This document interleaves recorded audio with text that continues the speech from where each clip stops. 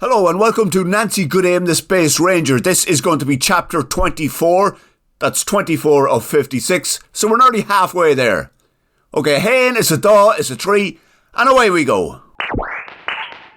The fourth night of the first human expedition to another planet was short and bright.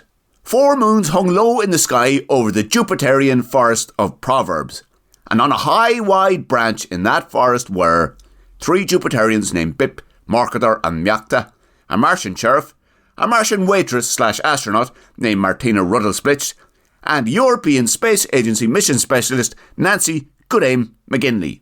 All 6 had fallen asleep listening to a pack of marmsticles squabbling over the remains of a Jupiterian wizard named Obleron, and had woken to the sound of Spontalagers whistling. Bip, Morcator and Myachtha then made good use of the elastic property of spongorial vines to transport themselves and Nancy, Martina and the sheriff to a roughly cleared area of forest next to a stream where the forest premier and only whistling Spontalager exporter, a woman named Breezy McAsbug, had a treehouse home. Bip, Morcator, Myachtha, Nancy, Martina and the sheriff all had their backs to the stream and were facing up to Breezy's elevated home when Bip began shouting. "Hey, do you want any jobs done in your garden, Mrs. McAsbug?" he yelled. "Piss off!" came the reply. It was followed by the shutters opening violently in the largest of 3 windows facing the stream where the 3 Jupiterians, 2 Martians and European Space Agency mission specialist Nancy McGinley were standing, and a wizened female humanoid head appeared to add an angry glare to the "piss off" reply. "That was a bit cheeky," noted the sheriff. "Quiet!" shushed Bip. "That's Breezy McAsbug you're talking to," he whispered. The sheriff ignored Bip's advice and yelled, "No, I will not. I will only piss off if I want." Bip, Morcator and Myachtha took several steps backwards and shuffled together behind Nancy, Martina and the sheriff. "And if I wanted to piss off, I would, if I liked. And if I didn't want to piss off, I wouldn't, if I wanted." "Quiet, you big dope, you'll get us all killed," whispered Bip. "Yeah," agreed Morcator. "Yeah," agreed Myachtha. "Listen to me, Jupiterian. I will say and do what I like if I want," continued the sheriff, "because I do not answer to treehouse-dwelling Jupiterians, or anywhere else dwelling Jupiterians, or Martians, or any other creature, alive or dead. I answer only to the gut." "What is that fat lad saying to me, Gumgoller?" He's saying that he talks to the gut, Mrs. McAsbug. Do you need any work done in your garden?" replied Bip.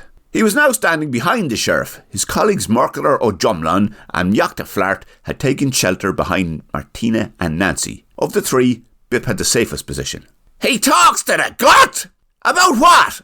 I don't know, Mrs. McAsbug, but, we were wondering if you needed any jobs done in your garden. What with Natey being dead?" "Natey is about as much use to me alive as dead. I often wondered if he had a pulse at all the way he carried himself about the place. Now, what's all this about the pudgy extraterrestrial being able to talk to the gut?" "I hope that buckety old hag wasn't talking about me," noted the sheriff. "She was, Sheriff," whispered Martina. "You're the only one here who talks to the gut." Breezy McAsbug craned her bony head out of the window towards the 6 visitors to her potentially could-be a garden/area of cleared forest. The main points to her appearance were a shock of white hair, wild eyes and missing teeth, and a remarkable collection of wrinkles worn into leathery skin. She squinted her eyes. "I can't see you, Bip. Are you hiding behind the fat fella? Is it just him that can talk to the gut, or is it the same for all extraterrestrials?" Just him, Mrs. McAsbug. We were just saying if you needed me and the 2 lads to do a bit of work for you in the garden, in return for advice on how to get out of here into the stormy hills. We're helping these 3 extraterrestrials find their way to Hobla Graniker. And, if you were happy with the work, maybe a few, Spontalagers as payment." Breezy squinted her eyes. "Right, well, yeah, we'll see. The first thing ye can do is look busy. The 6 of ye standing there doing nothing is a disgrace. And I'd be embarrassed if there was anyone I respected here to see ye. So get started, and send that pudgy extraterrestrial up to me. I want to find out about the creator of the universe. Actually, send the other 2 up while you're at it. 3 ye Jupiterians will be enough to make it look like there's work being done." Bip was almost apologetic when he wrapped Martina, Nancy and the sheriff in spongordial vines. He then gave a "sorry, I have to do it" type shrug to each of them in turn as he cut the vines loose. After which Martina, Nancy and the sheriff found themselves standing on a rough wooden platform next to an open rough wooden door leading to the dark and pungent interior of Breezy McAsbug's treehouse. This meant they were standing 15 metres above the roughly cleared forest/garden and facing the side of the treehouse which faced into the Forest of Proverbs. And at the open window, Breezy McAsbug and the stream were on the opposite side. 15 metres below them, Bip, Morcator and Mjacta each held out their Hoblagraniger Defence League axes and began making a decent job of looking busy while doing nothing. "Good, that's very good, Gallagher. If ye lot keep that up, ye can have one Spontalager each. But I want to see ye busy for the whole of the morning." Breezy McAsbug then uncraned her neck and disappeared back inside the house. Morcator and Mjacta immediately stopped looking busy and stuck their middle fingers up at the now empty window. "Ye 3 extraterrestrials, get in here now." The sheriff was the first to enter into the musty darkness beyond the rough wooden door leading from the rough platform into the treehouse. He was followed by Martina and Nancy, and all three saw 3 windows with the shutters closed and beams of light streaking in that showed a dusty, damp wooden room, a small mouldy bed against the wall with the 3 windows, a ceramic toilet above a hole in the floor, a faded brown padded chair, a large metal box about the size of a fridge freezer with a hinged door on top, and Breezy McAsbug next to one of the windows, who appeared to be smiling. "Ye lot are probably not used to seeing somewhere as fancy as this. Don't worry, everyone that comes here has the same reaction. And it's probably a bigger shock for ye, because you're extraterrestrials, to see opulence like this," she said. "But remember this moment when you get back to your own planets, so you can say to all your mates, ye lot can live like Breezy McAsbug, with a lot of hard work and sacrifice." Breezy hobbled over to the padded chair and sat down. The toilet and bed were behind her and the large metal box was to her right. This meant she was facing Martina, Nancy and the sheriff, who were standing just inside the door and trying not to breathe the damp, faintly vinegary odour that hung in the air. This daft old hag must have had her Von Tullium pop out from under her longitudinal vestibule. "Come on, we're leaving." "We should at least ask to see if she knows a way out of the forest," said Nancy. "Ha! A fallen longitudinal Von Tullium is what everyone first thinks when they see a place like this, fat man, because their minds will not want to admit the glory of this home. It's all just too much. And from my experience of planet Jupiter, and that is an experience of long and many days, not one person could admit to themselves the true loveliness of this house. Every last one has the same response as you. I think it is the mind's way of protecting its owner from an overwhelming beautifulness. The woman is mad," noted the sheriff. Breezy held up a bony finger and said, "Whisht! Will you listen to those idiots?" Martina, Nancy and the sheriff briefly silenced to hear the inspiration of the whisht and the identity of the idiots. It came in the form of bickering from below and sounded like, "Hey, shut your face, Morcator. Why? Because I know how good the Blarden show was? Or because it kills you to know you're wrong? Yeah. The Dragon Blarden is pure goiter, lads, and if you're not going to face up to it, then you can piss off out of the Defence League. Again. Well, how about this, Gallagher? Did you ever wonder why you were the only one who went to see the travelling show about the Dragon Blarden and you didn't like it? I'll tell you why. It's because you don't have a clue about anything that's good.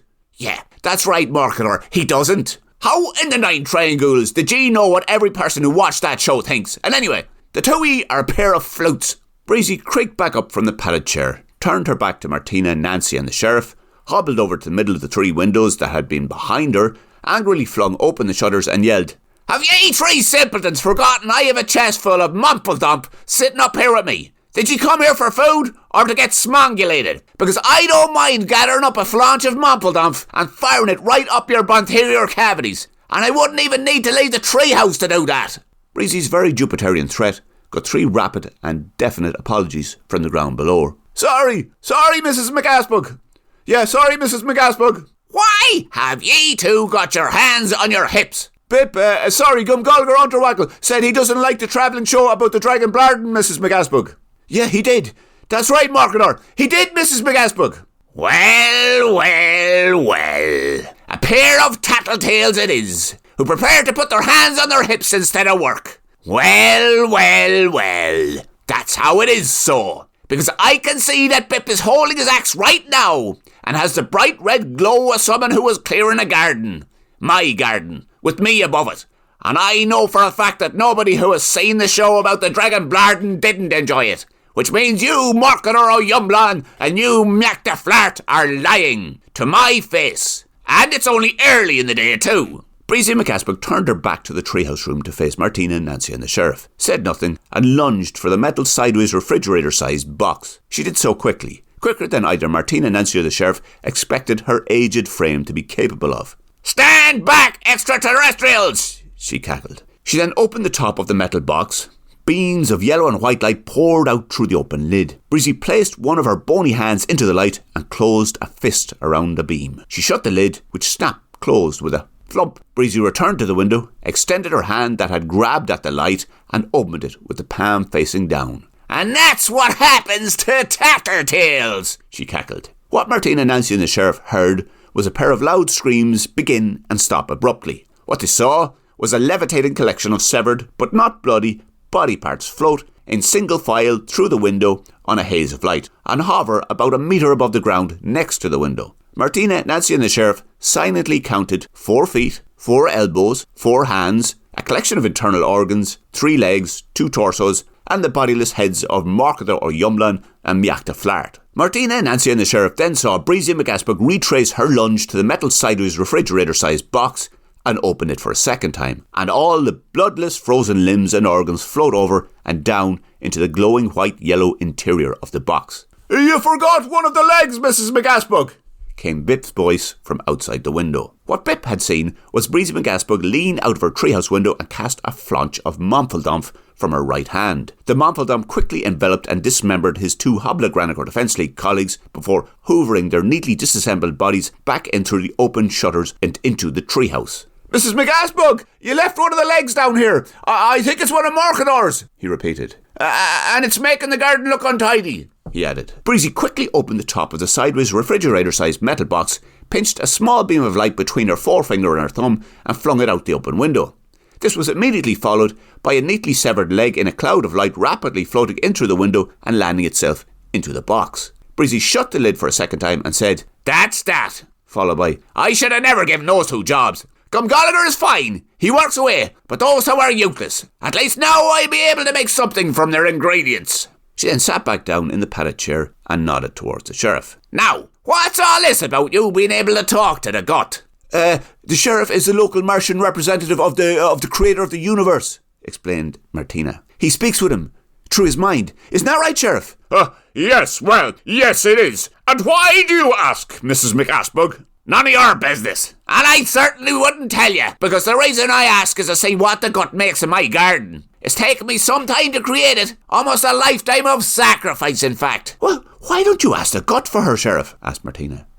Well, yes, that is something I could do, I suppose. Wait till I get a look at it again. The sheriff stepped from where he was standing inside the rickety wooden door with Martina and Nancy and walked across the room, past the seated Breezy McAspock and the sideways refrigerator-sized box containing the mysterious Momfeldamp and the severed body parts of Marketer O'Yumblan and Myack the Flart. The sheriff stood at the open window. He craned his neck out the window and looked down. "Did you find out how to get out of the forest, Sheriff?" asked Bip. "No," replied the sheriff. "I'm just taking a look at Mrs. McAspock's lawn, so I can ask the creator of the universe what it thinks about her gardening. Your 2 friends have been dismembered and their body parts are now inside a box up here in the treehouse." "I saw that all right," Yell replied Bip. "And it's good enough for them." "Right," said the sheriff. He then stuck his head back in the window and turned to face Martina, Nancy, and the back of the seated Breezy McAspock. "Right," he said again. He then walked to the middle of the room so he could be seen by all 3 of the women and cocked his head sideways. Martina, Nancy and the seated Breezy watched as he closed his eyes and looked upwards. "The gut said it's an okay garden," he said finally. "Not great," he added, "but okay. There are a lot better than it. Probably most gardens. Definitely the ones on Mars." The sheriff then opened his eyes and faced Breezy. "Yes, the gut thinks your garden is okay." "Harf!" snarled Breezy. "Flungle!" she added. "Gar tucket! Blunk! How is this possible? It is supposed to be the greatest garden in all the universe, and it is not? Blunk! If it were any other creature that called my garden just okay, I'd slice open its quadruple uncles and feed them to the marmsticles. Blunk. But if the creator of the universe said it, then it has to be right. Breezy creaked to her feet and hobbled over to the window. Well, someone has to be at fault, and that someone has to be the gardener. Breezy craned her neck out of the window. The creator of the universe says you're a rubbish gardener, Gallagher. Do you know what that means? Breezy paused to hear a reply, and when she got none, yelled, It means you're an embarrassment to me in front of the gut. Breezy uncraned her neck from its outside downward stare and back into the room. She staggered over to the sideways refrigerator-sized box, opened it, and grabbed her right hand around one of the yellow-white beams of light that shone out. She retraced her stagger over to the window and stuck her right hand out. Know this, Gallagher. Today is the last bit of rubbish gardening you'll ever do for me, because I'm sending you to the labyrinth of Chunticle to dig for all eternity. Wait, interrupted Nancy. She looked to the sheriff and then Martina to see if they would add to her protest, but they didn't. We need Bip, Gallagher, to help us rescue some people. Can you not let him off? I'm sure he did his best. Nancy looked to the sheriff and Martina for a second time. Isn't that right, Sheriff? Martina, isn't it? I suppose he does know his way around here. Yes, agreed the sheriff. Fine, said Breezy. Suit yourselves, then. All four of ye are banished from the Forest of Proverbs to the Labyrinth of Chunticle for all eternity. Breezy then opened her right hand. Flank, bleep, barp, cusp, glunk, multiple, zip. Nancy immediately found herself inside a dark tunnel holding a pickaxe. Beside her was the sheriff, also holding a pickaxe. Beside the sheriff was Martina, also holding a pickaxe. And facing them was Bip, with an axe in his hand. The tunnel they were in had dark compacted clay walls, was about 10 metres wide, and was about as tall as it was wide. It was lit by fire torches buried into the walls about a metre from the ground and spaced roughly 6 metres apart on either side. The tunnel stretched into the distance in both directions.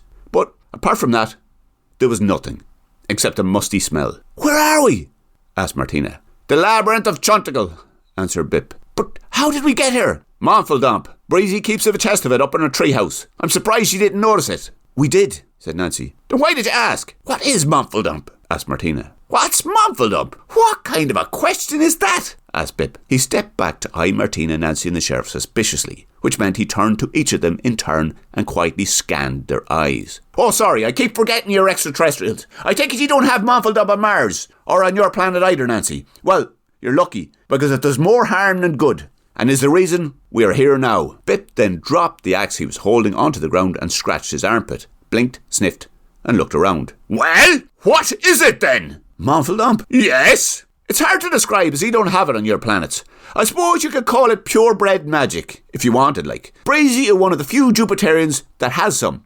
In fact, she might be the only Jupiterian to have some. Though I can't speak for all of Jupiter. It's a big place. Anyways, the Monfaldump, or at least the chest full of Monfaldump that Breezy kept in her house, is the reason that everyone is scared shitless of her. Because it means she can condemn you to an eternity of something horrible, like digging in the labyrinth of Chunticle. And she could do it in a heartbeat, like you've just seen. Right.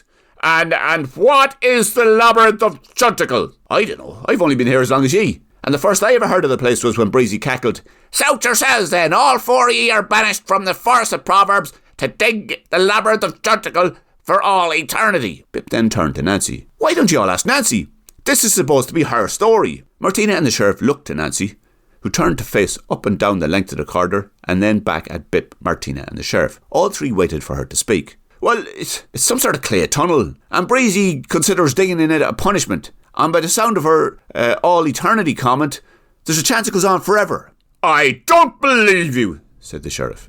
It's a trick. Martina looked accusingly at Nancy. Is it? No. Are you cutting us? No. I don't think it's a trick, Sheriff. Could you ask the gut? Asked Martina. The sheriff nodded, cocked his head sideways, looked up at the clay tunnel ceiling and closed his eyes. The gut doesn't really know what it is either, he said. And that was it for the morning of the 4th day of the first human crewed mission to another planet. A missing spacecraft and its crew of 3, a missing European Space Agency mission commander named Jerry Staunton, European Space Agency mission specialist Bart McMurrow and a ladder on top of a Spontalager transportation robot in the Sea of Uncertainty, a sideways fridge freezer sized metal box full of severed Jupiterian body parts, Monfaldump, and the leader of the Hobler Graniger Defence League, European Space Agency Mission Specialist Nancy Goodaim McGinley, a Martian sheriff, a Martian waitress / astronaut named Martina Ruddlesplitch, inside the Labyrinth of Chonticle on Jupiter. Inside the Labyrinth of Chonticle under the surface of Jupiter. And that's it for Chapter 24 of Nancy Goodaim the Space Ranger. So getting halfway, and the next one will be along in either a week or two. Chat to you then. Thanks for listening.